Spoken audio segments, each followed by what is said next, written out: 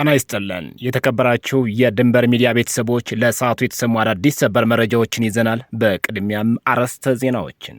የደጋው መብረቅ ኮር በርካታ የአገዛዙ ሰራዊት በመደምሰስና ከፍተኛ መኮንኖችና ተሽከርካሪዎችን መማረኩን አስታወቀም።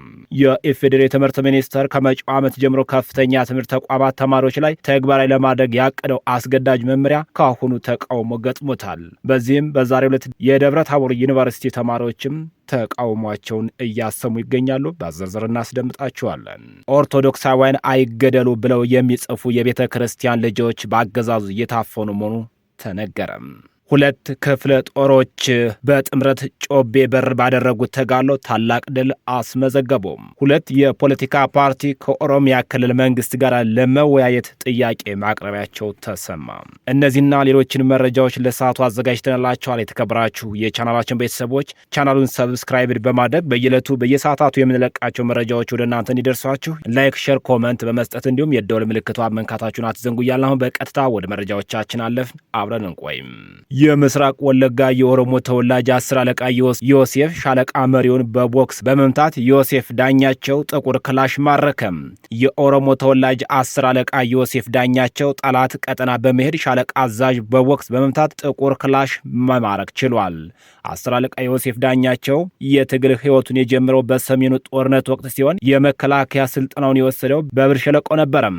10 አለቃ ዮሴፍ ዳኛቸው ከአሻራ ሚዲያ ጋር በነበረው ቆይታ እንደተናገረው በሰሜኑ ጦርነት ጊዜ ብሬን ተኳሽ ሆኖ 3 ዓመት ያገለገለ ሲሆን ጀብድ መስራቱም ልማድ ያገኘው በዚያን ወቅት እንደሆነም ተናግሯል። የአማራ ፋኖ የትግል አብዮት በወርሃ ሐምሌ 2015 ዓ.ም አብዮቱ በይፋ ሲጀመር የፋኖን ትግል ዓላማና ግብ ቀድሞ የተረዳ ንቁ አርበኛ ነው። ሐምሌ 5 2016 ዓ.ም አንድ ብሬን ይዞ በመውጣት ገረመው ወንዳወክ ብርጌድ መቀላቀሉ ይታወሳል። ፋኖ ከገባ በኋላ ስናይፐርን ጨምሮ ከ10 በላይ መከላከያ አስከድቷል። ከሰሞኑን ህዳር 2018 ዓ.ም ቋሪት ወረዳ ገነት አቦ የገባውን የጠላት ካምፕ ጥናት በማድረግ ሻለቃ አዛዡን ግንባሩን በቦክስ በመምታት ጥቁር ክላሽ መማረክ ችሏል። የደጋው መብረቅ ኮር በርካታ የአገዛዙ ሰራዊት በመደምሰስና ከፍተኛ መኮንኖችን ተሽከርካሪ በመማረክ ታላቅ ድል ተጎናጸፈም። ህዳር 9 2018 ዓ.ም በመቂት ወረዳ አንሻ ክፍለ ጦር በጠላት ላይ ትልቅ ታሪክ በመስራት ከቤተ አማራ እስከ ሸዋ እየተመዘገዘገ ብዙ ታሪኮችን ሲሰራ የነበረው ጨለፍ አስፋው ከትግል አጋሩ አርበኛ ቅዱስ ጋራ በጋራ በመሆን በመሩት ተጋድሎ በፋሺስቱ ሰራዊት ላይ ታላቅ ጀብድን በመፈጸም ታላቅ ድል ተቀዳጅቷል። የፋሺስቱ ሰራዊት አንድ ፓትሮል በርካታ ሲኖትራክ መኪኖችን የተማረኩ ሲሆን በርካታ የጠላት ሰራዊቶችም ተደምሰዋል። የተማረኩት ሲኖትራኮች የግለሰብ በመሆናቸው ለባለቤቶቹ እንዲመለሱ አድርገናል። በአማራ ህዝብ ላይ ጥፋትና ጭፍጨፋን ተጭኖ የመጣውን የስርዓቱ ቅጥረኛ ሰራዊት በአንሻ ክፍለ ጦር ሙትና ቁስለኛ ተደርጎ የብርሃኑ ጁላ ሰራዊት በመቂት ወረዳ እንደ ክረምት አግቢ ዕድሜ በፋኖች ባሩድ እየተቀነደሸና እየተቀዘፈ ይገኛል።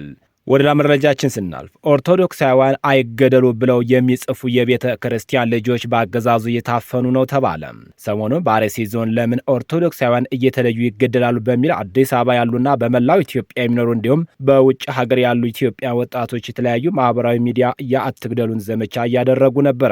ከነዚህ ወጣቶችና ምዕምናን መካከል ትጉሃን አሳላሳይ የሆነው ከዚህ በፊትም ቤተ ክርስቲያን ልዕልናዋ ይከበር፣ መንግስት ጣልቃ መግባት ያቁም በማለቱ በአገዛዙ ለእስር ተደርጎ የነበረ ዲያቆን ዮሴፍ ፍሳ ከቀናት በፊት ከአዲስ አበባ ከስራ ቦታው ታፍሶ ተወስዶ የት እንዳለም ቤተሰቦቹ እንደማያውቁ ነው የተገለጸው። ያንድን ህጋዊ ተቋም ለዚህም ጥንታዊቷና ሀገር መስራችና ጠባቂ የሆነችውን የቅድስት ቤተ ክርስቲያን ህልውናን የማክበር ግዴታ ያለበት የብልጽግናው መንግስት ስገድላችሁ ዝም በሉ በማለት ምዕመናንን እየገደለና እያሰረ ለገዳዮቹ ህጋዊ ሽፋን እየሰጠ በሞቱት ላይም ፖለቲካዊ ዘገባና ሪፖርት በብሔራዊ ቴሌቪዥን እያሰራጨም ነበረም። ወደ መረጃችን ስናል ትምህርት ሚኒስቴር ከመጪው ዓመት ጀምሮ ተግባራዊ ለማድረግ ያቀደው አስገዳጅ መመሪያ ተቃውሞ ገጠመው። የኢፌዴሪ ትምህርት ሚኒስቴር ከመጪው ዓመት ጀምሮ በከፍተኛ ትምህርት ተቋማት ተማሪዎች ላይ ተግባራዊ ለማድረግ ያቀደው አስገዳጅ መመሪያ ተቃውሞ እንደገጠመው ተገልጿል። የትምህርት ሚኒስቴር የከፍተኛ ትምህርት ተቋማት ተማሪዎች የሶስተኛ ዓመት ተማሪዎችን ሲያጠናቅቁ ለአንድ ዓመት የማህበረሰቡን አገልግሎት እንዲሰጡ የሚያስገድደው መመሪያ ከመጪው የትምህርት ዘመን ጀምሮ ተግባራዊ ለማድረግ እቅድ እንዳለው አሳውቆም ነበረ። መመሪያው የተቃወሙ የተለያዩ ዩኒቨርሲቲ ተማሪዎች ከትላንት ጀምሮ በሀገሪቱ በተለያዩ ትምህርት ተቋማት የተቃውሞ ድምጻቸውን ማሰማት ላይ መሆናቸው ታውቋል። ተማሪዎችም ሚኒስቴር መስሪያ ቤቱ ያወጣው አስገዳጅ መመሪያ ያለ መምህርነት ሙያ ስልጠና ተግባራዊ ማድረግ ተገቢ እንዳልሆነም አንስተዋል። የትምህርት ሚኒስቴር በበኩሉ የመጀመሪያ ዲግሪ ያላቸው ተመራቂ ተማሪዎች የ1 ዓመት የማስተማር ስነ ዘዴ ኮርስ በመውሰድ ለመምህርነት ብቁ መሆን እንደሚችሉም በቅርቡ አስታውቆም ነበረም። ወደ ሌላው መረጃችን የሐውጃኖ ክፍለ ጦርና ሳምነው ክፍለ ጦር አህዶች በጥምረት ጮቤ በር ባደረጉት ተጋድሎ ታላቅ ድል አስመዘገቡ። ምስራቅ አማራ ኮር አንድ የሐውጃኖ ክፍለ ጦርና ሳምነው ክፍለ ጦር አህዶች በጥምረት ህዳር 8 2018 ዓ.ም ከቀኑ 9 ሰዓት ጀምሮ ራያ ቆቦ ጮቤ በርና አዩብ አካባቢ ባደረጉት ተጋድሎ በርካታ የጠላት ኃይል ሞትና ቁስለኛ በማድረግና የጠላትን የማጥቃት እቅድ በማክሸፍ ታላቅ ድል ተጎናጽፈዋል።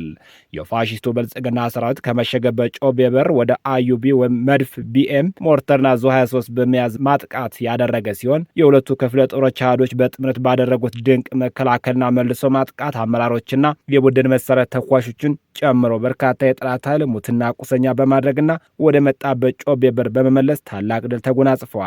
ከቀኑ 9 ሰዓት ጀምሮ እስከ ምሽቱ 2 ሰዓት ድረስ በዘለቀው ተጋድሎ በርካታ ሰራዊት የተመታበት ጠላት በአምቡላንስና በኦራል ቁስለኛ ወደ ወልዲያ እያመላለሰ ባለበት ሁኔታ ቆቦ ከተማ አካባቢ አንድ ባጃጅና 2 ብስክሌት በመግጨት በሰው ሕይወትና በንብረት ላይ ጉዳት አድርሰዋል። በተጋድሎ ከባድ ሽንፈት የደረሰበት ፋሽስቱ አገዛዝ ህዝብ በሚበዛባቸው የመኖሪያ አካባቢዎች ማለትም ራያ ቆቦ፣ አማያ፣ አዲስ ዓለምና ቢጮሮ በሚባሉ አካባቢዎች እንዲሁም ራያ አላማጣ፣ ኮቢ፣ ቀርንሳ እና ባታ ማርያም የተለያዩ ከባድ መሳሪያዎችን በማስወንጨፍ 3 ሰዎች በከባድ ሁኔታ ያቆሰለ ሲሆን በእንስሳቶችና በቤት ንብረትም ላይ ጉዳት አድርሰዋል። እነዚህ በተጠቀሱት አካባቢዎች ባለፉት 2 ዓመታትና ወራቶች በከባድ መሳሪያ በርካታ ቁጥር ያለው የንጹሃን ሕይወት የቀጠፈ ሲሆን በመቶዎች የሚቆጠሩ እንስሳቶችም ሞተዋል። ቁጥሩ ቀላል የማይባል ቤትና ንብረትም ወድሟል። ከሰሞኑ እየተዛመተ ባለው የማርበርግ ቫይረስ ዙሪያ ግልጽነት የሌለው አካሄድ የበርካታ ሰው ሕይወት አደጋ ላይ ጥሏል። በጂንካ የ6 ሰዎች ሕይወት ማለፉን መሰረት ሚዲያ ከዘገበ በኋላም ከ6 ቀናት በኋላ ጤና ሚኒስቴር ማረጋገጫ ሰጥቷል። አሁንም እንደ አርሲ ባሉ አካባቢዎች ሰዎች ሕይወታቸውን እያለፈ መሆኑን የጤና ባለሙያዎች እየተናገሩ ነው። መረጃውን በፍጥነት ለሕዝብ ይፋ አድርጉ። ሰው እንዲጠነቀቅ ማድረግ አይሻልም? በሽታው ገባባቸው በተባሉ አካባቢዎች ልየታ እስከሚደረግ ማንም ሰው እንዳይገባም እና እንዳይወጣ መደረጉ መልካም ቢሆንም ይህንን ክስተት ገጽታ እንዳያበላሽ በሚል መደበቅ በሰው ሕይወት መቆመር ነው። በመጨረሻም 2 የፖለቲካ ፓርቲ ከኦሮሚያ ክልል መንግስት ጋር ለመወያየት ጥያቄ አቀረቡ። ፓርቲዎቹ የኦሮሞ ነጻነት ግንባር ኦነግና የኦሮሞ ፌዴራሊስት ኮንግረስ ኦፊኮ ሲሆኑ የኦሮሚያ ክልል መንግስት ጸጥታን ጨምሮ በተለያዩ ጉዳዮች እንደሚያወያያቸው ጥያቄ አቅርበዋል።